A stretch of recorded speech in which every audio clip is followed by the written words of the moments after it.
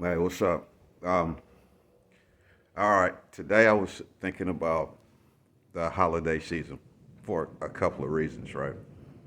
Um, the holiday season is funny to me. I don't know if it's like this to you, but it's kind of funny to me. During the holiday seasons, I've been disfellowship since I was 16.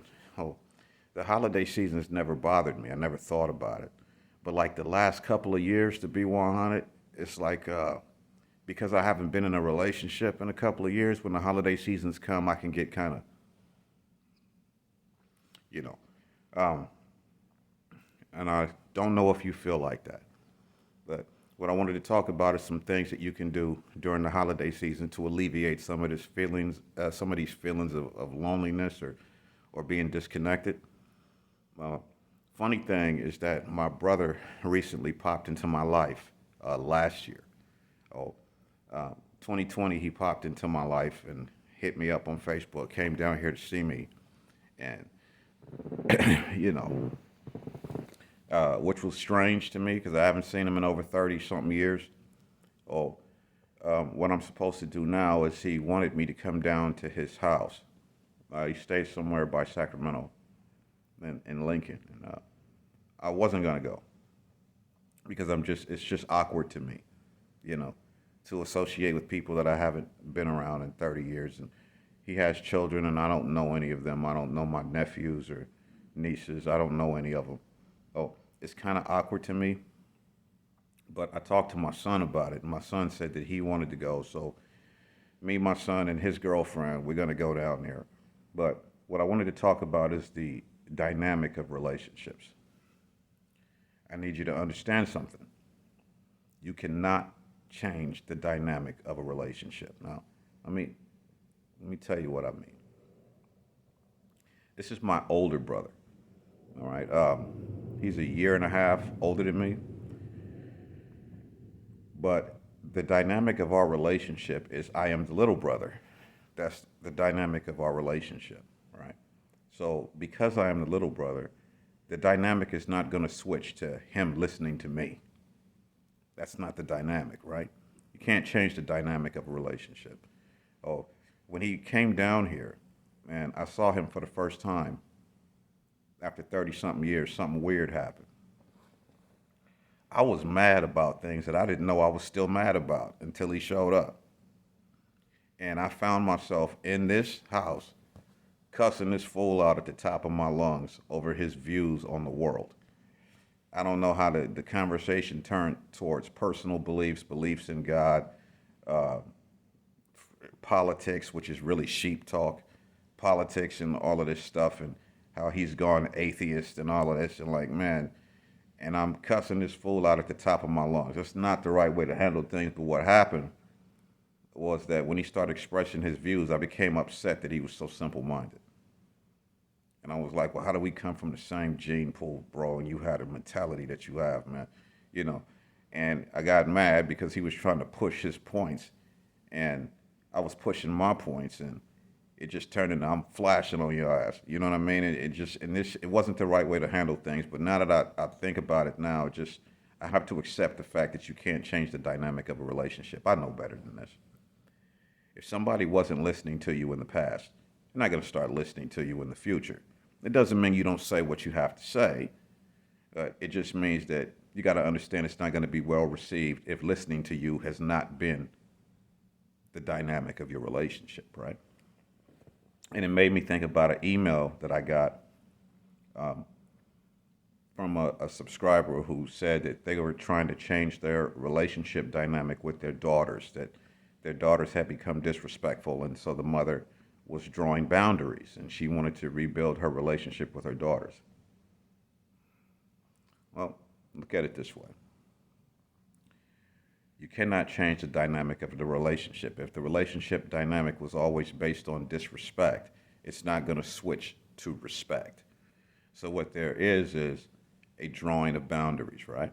Or if you remember when we had the conversation about love and respect, how love is for things that are less than and respect is for things that are greater than. Well, the mother is greater than her daughter, so her daughters are supposed to respect their mother. Mothers love their daughters, right? But somehow the relationship dynamic got left, and it went left, and it goes left because it's out of balance. So there's no man there to kind of, you know, tell the daughters, hey, blah, blah, blah, this is how it goes, and yada, yada, yada, and be the mediator between this. So it's like somebody trying to change the dynamic on their own. You can't really change the relationship dynamic. But I tell you what you can do. What you can do is accept people for the way they are. You draw your boundaries on what you want and what you don't want, and you can just try to go from there. And anything that gets harder than that, you should take to prayer, right?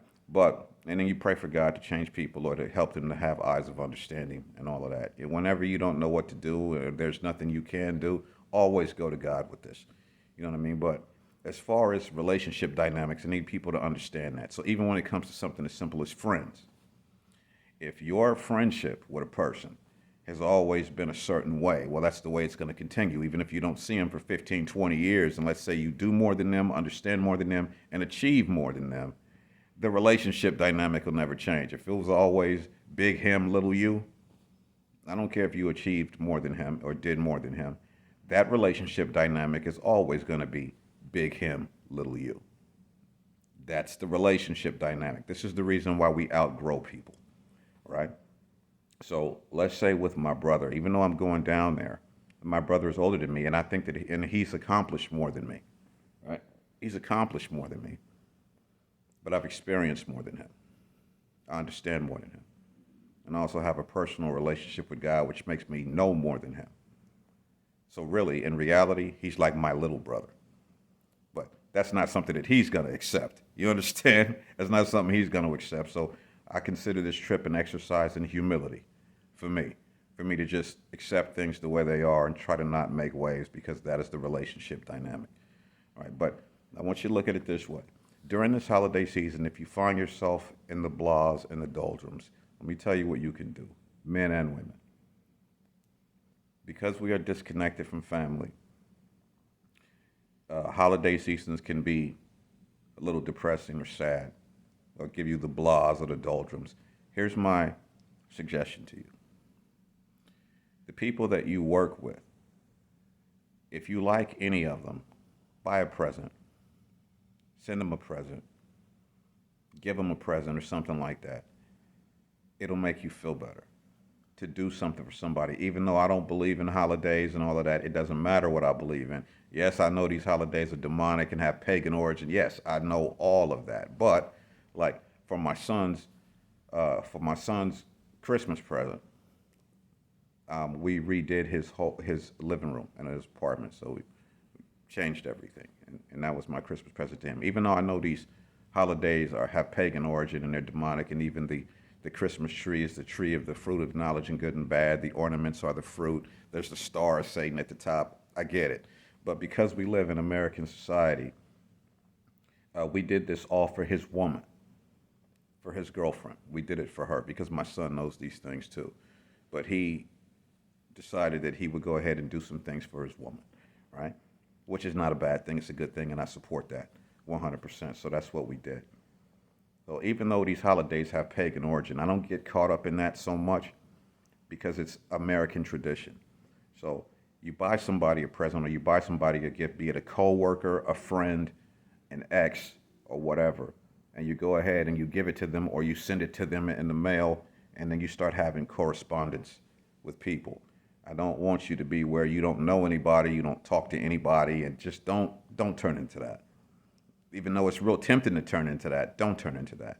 So during this holiday season, I would suggest that you get into the spirit of giving. Even if you haven't seen somebody for many years, just send them something. Send them something that you think that they might like, so you can start a correspondence. Just tell them that you was thinking about them, and do it that way. Giving gifts opens doors. You know what I mean? Giving gifts opens doors. Call it a Trojan horse. Call it whatever you want. But giving gifts opens doors. You know what I mean? So you're doing something to start creating correspondence with people.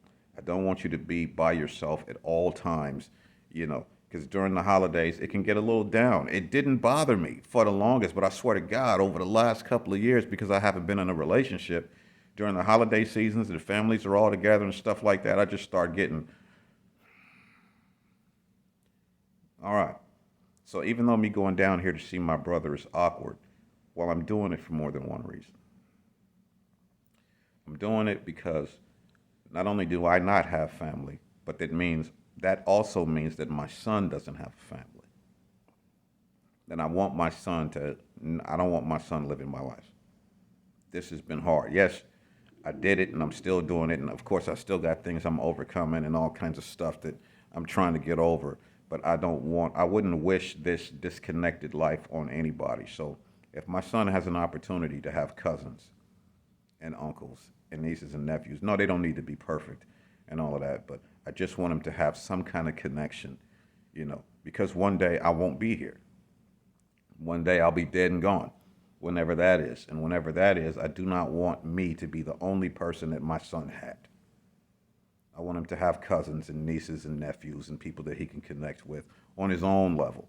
You know what I mean? Whether it pans out to be that or not, that is one of my purposes in going down here, is for my son to be able to be connected to some people outside of me, right? Oh, I'm not going to expect it to change the dynamic between me and my brother's relationship, but there is more important things than just me. So this holiday season, I suggest that you get into the spirit of giving. Do something for somebody. Buy a present. Give them something, whether you send it in the mail or whether you hand it to them personally. Gifts open doors.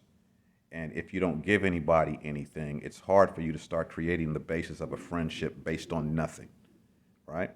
So I suggest that you get connected at least to one person or two people, maybe a couple of people out here that maybe you don't see all the time, but there is a connection to where you don't always have to be alone every holiday season, all right? Just something to think about. I wish you the best. Keep your head up. We'll talk again soon. Juan.